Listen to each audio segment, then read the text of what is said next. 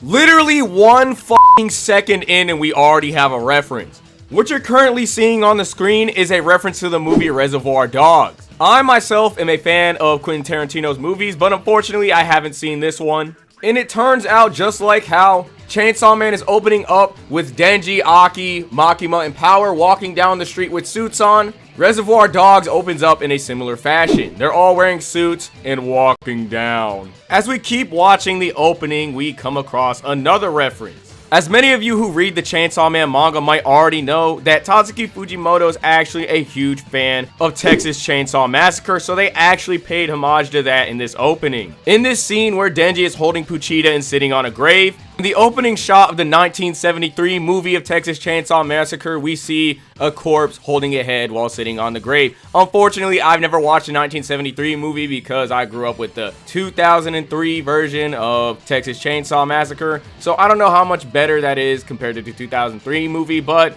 you know, when it comes to horror movies, the old ones usually are the better ones, so I'm gonna assume that the 73 one is better. And considering it's October and Halloween is coming up real soon, I'm probably gonna have to actually stop postponing watching this movie. Maybe we can live stream it on Discord and share the experience. Next, we have a scene where Kishibe is looking down the iron sights of a pistol. I know you meme experts know this one. Now, at first glance, I wasn't really buying this reference because I'm like, this dude just pointing his gun. You know, this is kind of like a generic pose. So maybe this could be a reach, but this is not a reach at all. This iconic pose that Kishibe is actually taking is a reference to Samuel L. Jackson's character Jules from Pulp Fiction. English, motherfucker, do you speak it? Yes. Yeah, it's that movie. Next up, we have something I've never heard of, Sadako versus Kayako. Well, I guess I'm uncultured because this is actually a movie between the girl from The Ring and the girl from The Grudge, and they actually fight each other on some Freddy versus Jason, Alien versus Predator type shit.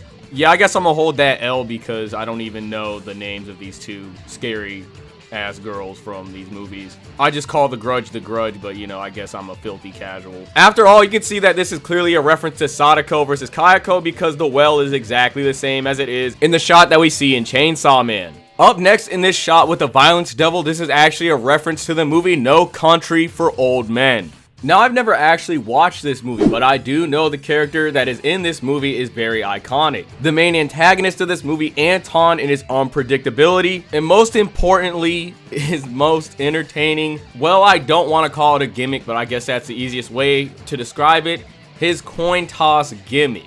When he flips the coin, oh my god, you just know it's about to go down. I'm not gonna lie, so far when it comes to all these references, MAPPA has literally only been showing love to nothing but bangers. It's kind of crazy. Like, honestly, watch these movies after this video. I don't normally say that about a lot of things, but these movies right here, they're actually some really good movies that you definitely need to check out yourself if you actually do love movies. Like, no joke, these movies are arguably masterpieces. If not, they are masterpieces. And I'm not even a movie guy, but I do know that. I know that for a fact.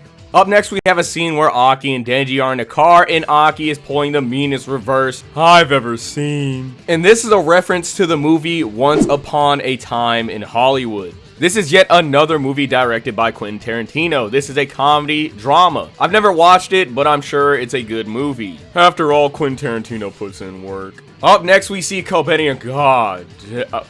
I'm sorry. This current shot is a reference to the movie Attack of the Killer Tomatoes. Just in case you didn't understand me, Attack of the Killer Tomatoes. I've never heard of this movie before, but it gives me Thanksgiving kind of vibes. I don't know if it's good. It might be good because it has like 3 sequels, but Thanksgiving has 4. They're practically the same kind of movie. They're funny horror movies. Like, actually funny horror movies. Parodies, I guess you could say. But I'm not gonna lie, unlike Thanksgiving, that tomato movie's not that bad. Up next, we have a Japanese horror film called Don't Look Up. It's a horror movie about a guy trying to make a movie, and the girl that he has a crush on is actually a star in this movie, and she ends up dying because she experiences many weird paranormal things in the place that they're recording the movie at. There's other things I could talk about, but I do not want to spoil it, so there you go. The next scene that we have is of the angel devil sitting on the stairs, similar to how this character is from Jacob's Ladder. This movie is about a man returning home from the Vietnam War, and he's suffering from severe PTSD. As this PTSD continues, he begins to slowly lose his mind and ends up in this hospital where I would say they kind of torture people. Kind of like Outlast or the asylum from Twisted Metal Black. When the lights are low in this place, you get plenty of time for thinking. It beats the alternative, listening to the screams that come from every direction. It must have been years since I was left alone in that darkness. But when you look like I do, it's probably for the best. In the next scene with Himeno and Aki, it is actually a reference to this movie called Constantine. Excuse me, not this movie. I meant the movie Constantine based on Constantine from DC Comics. Personally, I'm more of a Batman fan.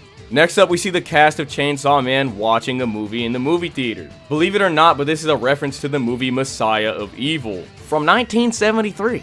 In this movie, a woman goes looking for her father, and the trip takes a strong turn in the wrong direction as she gets terrorized by a cult of zombies. Next up, we have this scene of Denji and Aki bowling, and turns out this is actually a reference to the mission Bowling with Michelle from GTA 4.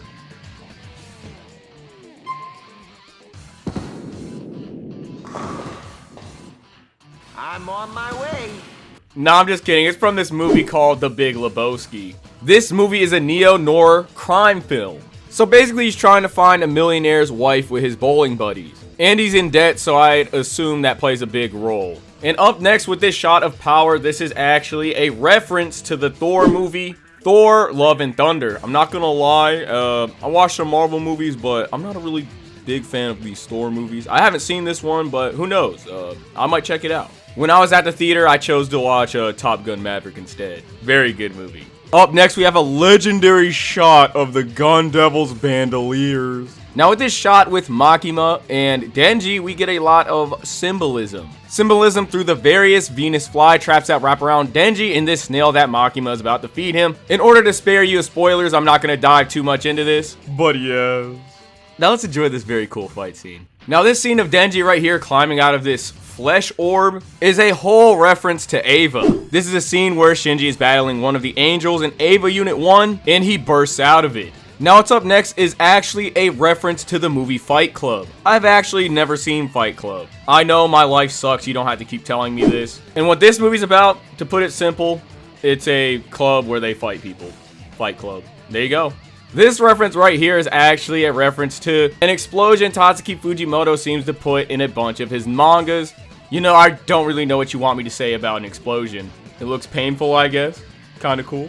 Now see this right here? It is a reference to a art piece. I don't know who made it, but if there's anything I could say about it, it's the size of the world seen by people who read books and the people who don't read is different. Basically, people who read books have a bigger, more grand, and broader perspective on the world than someone who doesn't, and that's pretty interesting. Now that was the final reference. Now there's something I'd like to say before I actually end this video.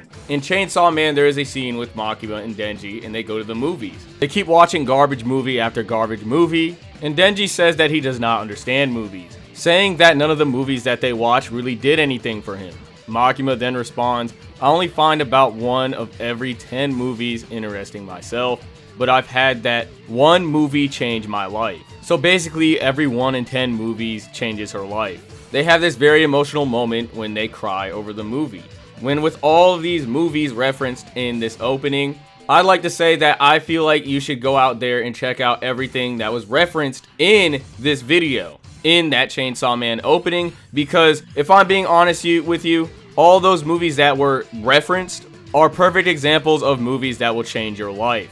They are those 1 in every 10 movies that will have a major effect on you. And I feel like MAPPA referenced all of these movies on purpose. I don't think it was an accident because all of the things that they've referenced are extremely impactful. And I think it says a lot about what Chainsaw Man is trying to say overall as a story. I don't know if I articulated my words properly, but hopefully you guys get what I'm trying to say. But with all that being said, I will see you guys in the next Chainsaw Man video. Don't forget to like and subscribe, and I'm out.